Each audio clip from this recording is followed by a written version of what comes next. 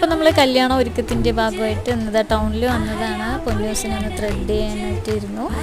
ആദ്യമായിട്ടാണ് പൊന്നൂസ് ത്രെഡ് ചെയ്യണത്. എന്തായാലും ചെയ്ത് കഴിയുമ്പോഴേക്കും 2 കണ്ണൊക്കെ നിറഞ്ഞിട്ടുണ്ടായിരുന്നു പൊന്നൂസിൻ്റെ. അതിനുശേഷം ഞാനും കൂടെ ത്രെഡ് ചെയ്തു. അപ്പോൾ നമ്മൾ ഈ ഷോപ്പിൽ തന്നെയാണ് സ്റ്റിച്ച് ചെയ്യാനൊക്കെ കൊടുത്തിട്ടുണ്ടായിരുന്നത്. വടക്കഞ്ചേരി ശ്രേയാസ് ബ്യൂട്ടി സ്പാലാണ് ചെയ്തിരിക്കുന്നത്. അങ്ങനെ നമ്മൾ ജ്വല്ലറിയിലേക്ക് എത്തിയിട്ടുണ്ട്.